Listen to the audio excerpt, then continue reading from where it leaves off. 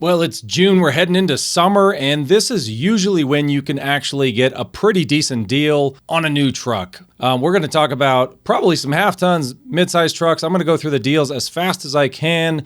And wouldn't you know it, right now, these trucks, even though they seem complicated, they're actually less complicated than what's coming in probably 2027, 2028. These trucks are going to look low-tech. I'll have another video on that. These vehicles aren't tracking you as much as they're going to in the future.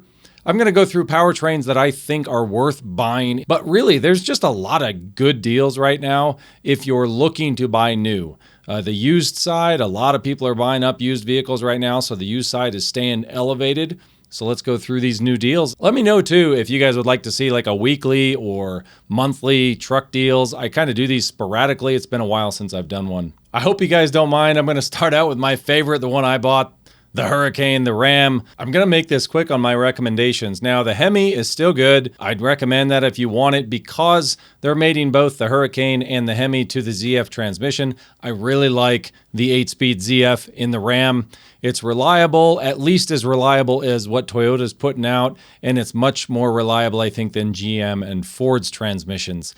The Hurricane hasn't had any issues really compared to the other brands, and I love the way an inline six is set up, just like the way it handles boost. It has a lot more potential for spreading that load, that torque across a lot of main bearings in the engine. It's just been really reliable so far. 2.9% for 72 months, and you get a lot of bonus cash. Now, the Rams, I can find deals everywhere. They have stock everywhere. They don't have any plants shutting down. They're not artificially restricting output. Same as Toyota. Toyota has a lot of stock as well. So far, I haven't had anything but just some Uconnect issues in mine. I know a lot of people that own Ram right now. I just think they're a good buy. And the 3/4 ton side, same thing for Ram. I like the transmission a little better than what GM and Ford has got. The Hemi's been pretty good. Jason Samko's got one. He likes it. 5.9% isn't that good. I don't know that they're really struggling to sell these, but on a lot of lots that I've seen, you can pick up a lower end 3/4 ton. And what I would also do if you're looking, look for vehicles that are the lower trim levels that don't have all the eye detection and all the other stuff that's phoning home. Just less crap going up to the cloud and less chance of them selling your data to insurance companies. And on the midsize, one of my favorites and the one I would at least recommend to go look at before you go buy something else would be the Nissan Frontier. 0% for 60 months, one of the best deals out there right now.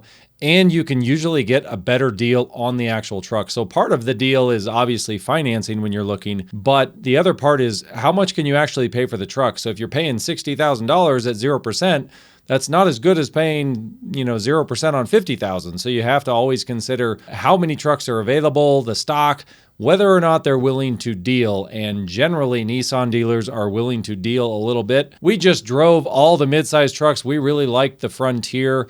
Now we're taller people, so we liked the visibility, the size. It just fit us a little better in different ways. We liked almost all the midsize trucks we drove, but the Frontier was definitely, just having that naturally aspirated non-turbo engine. It's more of an iterative update than a wholesale change. It's been very reliable. The water pump is the only thing that anybody ever worries about in this truck, and it's a fairly expensive maintenance item, but not that big a deal, all things considered. And of course, at GMC, it's truck month. I think it's always truck month, but it's truck month again. And they have some actually pretty good financing deals compared to what we've seen in the past couple months. But you got to be careful with GM. Do not buy the 6.2 liter engine. Don't do it. No matter how cool you think it looks, just don't buy it. The Canyon, the midsize and the elevation package, it's 3.9 APR for 5 years. That's better than what I've seen in the past. And the Canyon with the 2.7 has been pretty good. Same thing on the Chevy side. The Chevy Colorado has the same powertrain. They've had pretty good luck with this 2.7 Turbo Max. It's been one of their best engines by far. I'm still a little hesitant on GM transmissions, but you can always, just keep up with your maintenance, maybe get a valve body kit for it. That's the only hesitation I have with GM in the midsize. And I keep beating this drum with the 2.7 Turbo Max. Look, the 2.7 Turbo Max has more bearing surface than the V6 Tundra. Go check Getty's video out on that. The 2026 GMC Sierra, 0% APR for 5 years. That's not bad. And they do have quite a bit of, going on with like eligible cash back. They just have pretty good deals because they're probably struggling to sell the Turbo Max because a lot of guys are like, I'm not buying a 4-banger turbo. But I'm telling you, if you're looking at GM, that Turbo Max, I would take that over the 6.2 and the 5.3 right now. The 5.3 is okay. You just better get a DFM disabler and be prepared to change your oil really frequently. And you're probably going to have lifter issues later in life with that engine. If you're looking for a V8 in the General Motors, I would just wait till these new V8s come out. Just see what they're coming out with, because I think this old guard, the 5.3 and the 6.2, are going to be dead eventually. That's partially why they're not even making it right with the 6.2 now. They just keep selling bad 6.2 engines and they don't do anything about it. I just wouldn't touch them. GM does have some lease deals, but they're always those ultra low mileage leases. I don't really like those, and they're like $4,000, $5,000 due at signing. They just don't seem like that good of a deal on a lease. Toyota's got better lease deals, I think. Oh, and real quick, forgot to mention on the Ram, remember, 10-year, 100,000-mile warranty on the Ram's powertrain. At least they're willing to back their trucks. GM does have deals on their 3/4 ton, the 2026 Sierra heavy-duty Denali. 4.9%. It's okay. It's not great. It's not terrible. It's better than what they've had the last couple months. And that's, this is generally what we see in the summer, is just better deals because people are traveling. They're not as interested in buying these vehicles. And the same thing, Chevy's got parity with GM. You're going to see very similar deals on the Chevy side, 0% for 5 years. On the 1500, probably the same thing on the Colorado and their 3/4 ton. Now, Ford is a little different. Ford is offering the you pay what we pay employee pricing. They do have 4.9% APR for 60 months on the F-150 if you're interested in that. Now, in my neck of the woods, it's just been harder to find deals on F-150s. I've looked on my lots. They just don't have as many right now. I don't know why that is. I think it's because the plants that were shut down with Ford, I think they're struggling to produce as much as like Ram and GMC. But if you can find them, I've gotten messages from other people. Some people have tons of stock with Ford across the country. So I don't know what's going on with that, with the supply chain. Some people are getting great deals on F-150s. I like the 2.7, the 3.5 EcoBoost, the 5-liter. They're all decent engines. I'm not a big fan of their transmissions. And the rest of the truck, it depends on the trim. I don't like their lower trims as much, but they are less tech, less things to go wrong. And in general, Ford's been fairly reliable. And when they have a problem, they generally have parts. I think they've been a little bit better than GM recently. I think you'd have better luck with a Ford than a GM. That's just my personal opinion. From what I see in Facebook and all the other areas that I look at bad data and good data, I would consider a Ford myself. And in the midsize, the Ford Ranger, I actually like the Ford Ranger. We drove them. I thought they were nice. They turned sharp. They had really good power. I just felt like they were maybe a little overpriced for what they were, but they were nice trucks. I liked it just as much as I liked the Colorado and almost as much as the Frontier. And Ford is a little different. They're always going to not show their deals always on their website. So they have employee pricing, but they're not going to show like some crazy good interest rate on their website for the Ranger. A lot of those deals are just specific to your local area. The lease deal that I see there is $376 a month, 36 months, $4,300 down. That's not that great in my opinion. I think that's a little high. I'd rather have a Tacoma or something for that price. And the same thing goes for the Super Duties. They're offering that employee pricing, but the interest rates aren't advertised as like super low interest rates like some of the other brands right now. You'll have to check with your local dealer to figure that out. Now, moving on to Toyota, we'll go with the bright spot for Toyota right now, which is the Tacoma. The Tacoma's been pretty reliable, all things considered. They've sold probably as many Tacomas as every other brand is sold combined right now in the midsize truck segment.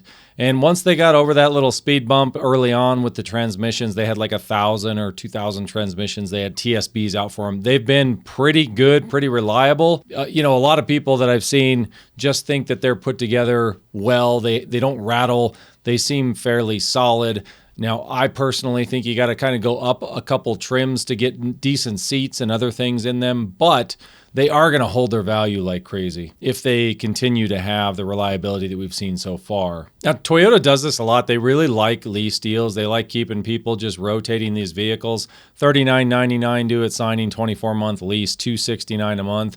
Probably one of the cheapest leases you can get in a midsize. In financing, Toyota's going to offer the same thing for the summer. They're always going to bring their interest rates down fairly low, 4.99 for 60 through Toyota. And that's with the short or the long bed there. Now, the Tundra, with the latest news coming out about this third recall, I just wouldn't recommend them over a Ram right now. That's just my opinion. I think there are other powertrains out there I'd trust more than the Tundra engine, but a lot of people just are going to go with Toyota no matter what. If that's you, it's $459 a month for 36 months, $39.99 due at signing for their lease. And they've got a pretty decent aggressive interest rate, 2.99% for 60 months. About like Ram, not quite as aggressive as Ram, but not as good a warranty as Ram. So you're not going to get the warranty. And if you get a hybrid, don't expect to get engine replacements if you get a hybrid. You'll get a short block rebuild, inside warranty if you have a failure, but you're not going to get that crate engine like you might get in a non-hybrid. And they do have, for the 2025 Tundras, if you can find any leftovers, they've got 0% for 60 months. And some people get upset when I don't mention the Gladiator, but they are kind of a very specific truck. They don't sell a ton of them. 0% APR, though, for some certain models on the Gladiator. So you can find deals on them, and they are a pretty cool rig. It's just, I don't know why they're just not looked at. A lot of people don't look at them the same way they do Toyota and Nissan. It's not like a mainstream midsize truck, but people do like them, and they are very reliable. I've actually got a friend with one of these. He's got 120,000 miles on it now. I think the oil cooler is probably the only thing you're going to have to be concerned with updating. So look, if it's me, I'm going to go with Ram. I think their ZF transmission is better right now than anybody else's. We'll see if that keeps panning out, but they just don't have powertrain problems. I think that's a big reason why Ram offers that 10-year, 100,000-mile warranty, because they're confident in at least their powertrains. GM, stay away from the 6.2. Toyota is it's a maybe with the Tundra. Tacoma's good. Everything else in between is pretty good, and you can find pretty good deals now. Now let's talk about the disaster that's coming in 27, 28. We're going to see, the inside of cabins start to have cameras facing at you, IR sensors sensing your fingertips to tell if you're impaired or not. All sorts of technologies coming that is going to make these vehicles look like ancient dinosaurs. So it's just going to be one of those things. We're going to have to see how it plays out. They haven't finalized all of the legislation yet for the in-cabin monitoring, but it is going to be wild. I'll do a separate video on that. If you're shopping for vehicles, just keep in mind that you need to look at powertrain reliability. Don't buy just purely based on looks or the price. Although right now, I think Ram's got the best prices, best deals, and best warranty, and probably best powertrain reliability. That's just my opinion. You guys let me know what you guys think in the comments. As always, thanks for watching. Till next time.